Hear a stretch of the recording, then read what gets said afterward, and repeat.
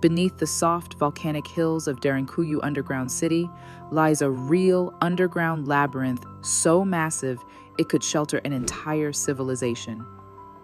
We're talking about tunnels, homes, kitchens, churches, livestock pens, wine cellars, ventilation shafts, schools, and escape routes carved deep beneath the earth in Cappadocia.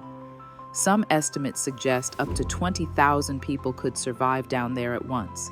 And here's the wild part. Invaders could walk right over it. Without realizing, an entire hidden world existed below their feet.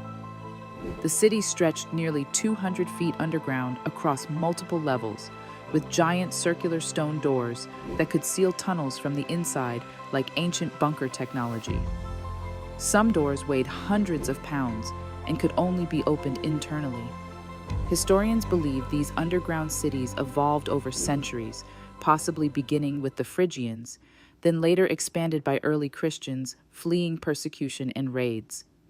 Families hid underground for weeks or months during invasions. But Derinkuyu wasn't just survival, it was engineering genius. Fresh air traveled through sophisticated ventilation shafts. Wells provided water. Smoke from cooking was carefully managed so enemies above wouldn't detect life below.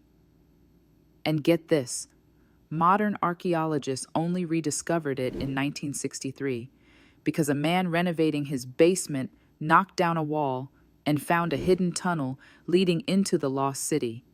Imagine accidentally discovering an ancient civilization behind your laundry room, y'all.